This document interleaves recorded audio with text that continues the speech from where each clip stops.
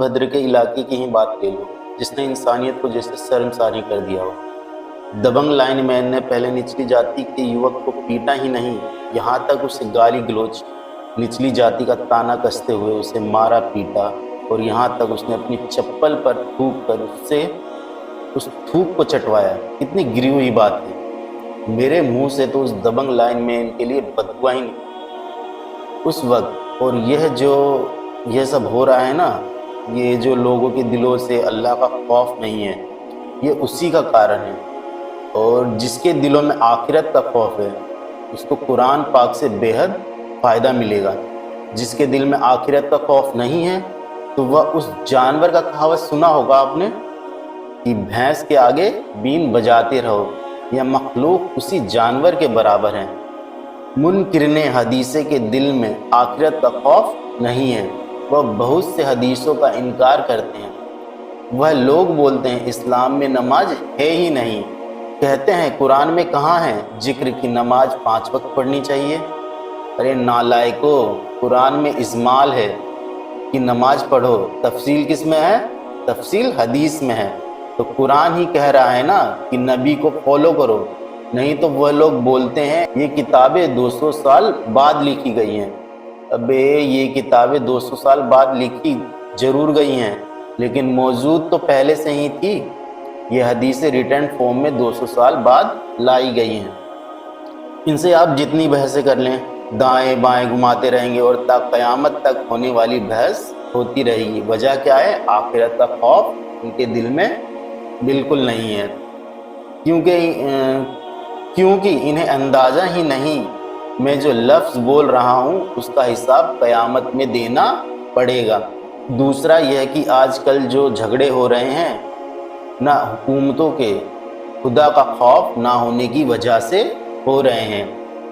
حکومتوں کے جو جھگڑے آپس میں ہو رہے ہیں، امریکہ کی لڑائی رسیا سے، رسیا کی لڑائی یوکرین سے، یہ جو دنیا میں بڑی بڑی لڑائیاں ہو رہی ہیں، یہ ہر لڑائی کے پیچھے کیا ہے؟ ان لوگوں کے اندر خدا کے سامنے جواب دہی کا خوف نہیں۔ ورنہ کوئی ملک جب کسی ملک پر حملہ کرے گا، جب اس ملک کا سربراہ اس جنگ کی پرمیشن دے گا، تو اس کو پتہ نہیں اس جنگ کے بعد کتنے انسانوں کا خون خرابہ ہوگا، کتنوں کے منہ سے نوالا چھینا جائے گا۔ لیکن کیا خدا کا خوف ہوتا ہے؟ نہیں ہوتا نا۔ کہتے ہیں کوئی بات نہیں، کہتے ہیں اٹیک کرو۔ بھیا آپ اٹیک کر رہے ہو، کس بیس پہ کر رہے ہو؟ اٹیک آپ اگلے کے وسائل پر قبضہ کرنے کے لیے کر رہے ہو، لاکھوں انسانوں کو موت کے بھیٹ چڑھا رہے ہو۔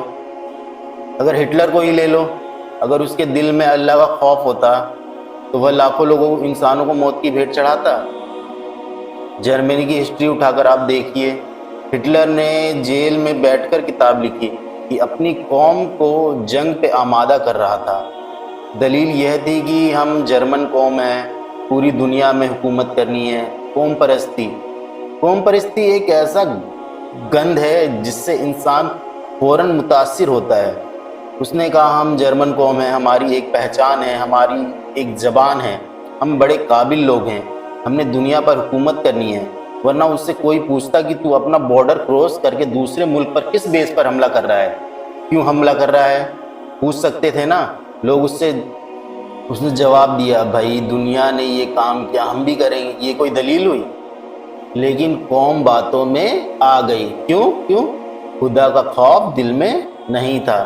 اگر انہیں پتا ہوتا نا کہ ایک چیوٹی بلا وجہ ماری تو کل قیامت میں اس کا حساب دینا ہے۔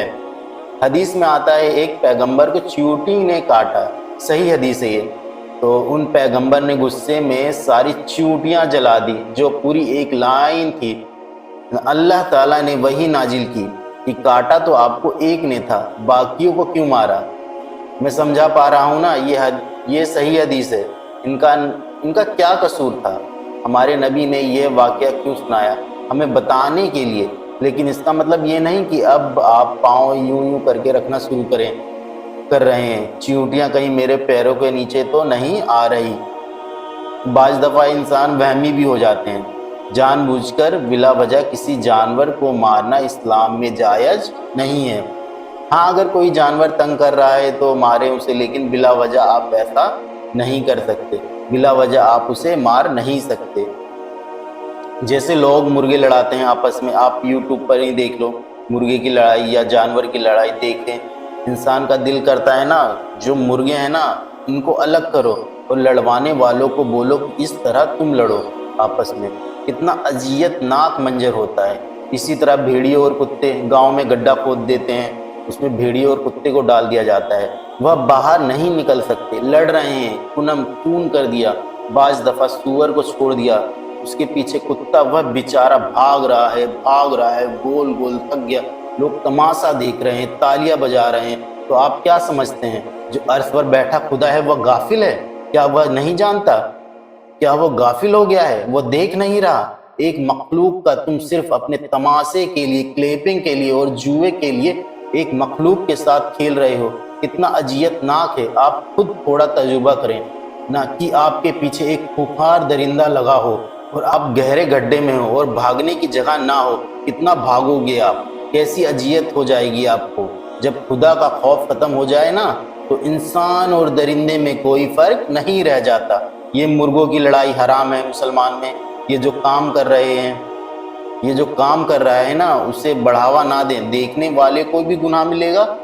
ये जो एनिमल लवर लोग हैं ना, जो दुनिया के सबसे बेवकूफ़ तरीन लोग हैं, ये जो एनिमल लवर्स के नाम पे ना टोपी ड्रामे हो रहे हैं ना, ये जो एनिमल लवर्स के नाम पे टोपी ड्रामे हो रहे हैं, ये कुत्तों की हिफाजत कर रहे हैं जो इंसानों को काट रहे हैं। इनसे बोलो हम भी जानवरों के हुकूक के कायल हैं, जानवरों के हुकूक पर आवाज़ उठाओ। उन लोगों पे जो जिंदा मुर्गे को खोलते हुए पानी में डाल देते हैं। कितने मुल्क ऐसे हैं जब उन्हें मुर्गा या मुर्गी पकाना हो ना, वो ज़बह नहीं करते, उसको काटते नहीं हैं कि पहले मर जाए फिर हम नहीं, डायरेक्ट जिंदा किस में डाल देते हैं? खोलते हुए पानी में। ये चाइना की बात ले लो, चाइना में तो ये कॉमन है। ये चीज़ जिंदा मुर्गा उठाएंगे और खोलते हुए पानी में डालकर ढक्कन से ढक देंगे। इतना ही नहीं, बेरहम इंसान, बल्कि उसको थोड़ी देर बाद निकालेंगे जिंदा।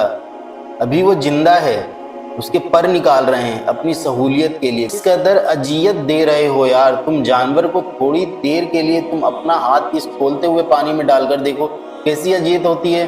क्या वो मुर्गा जानदार चीज़ नहीं है? आप उसको ज़बह कर देते, गर्दन काट देते, फिर जो मर्जी करते उसके साथ। उसके बाद भी तो पानी में डाला जा सकता था उसको। लेकिन इंटरटेनमेंट चाइना में यही होता है आमतौर पे। अभी ये आगरा की एक कांड देख लो, ये लोग इतने दबंगई हो गए हैं कि इनके दिलों में अल्लाह का खौफ रत्ती भर भी नहीं है। दबंग ने पहले युवक को मारा, पीटा, खून से लथपथ कर दिया, फिर उसके चेहरे मुबारक पर पेशाब किया। कितनी शर्म की बात है।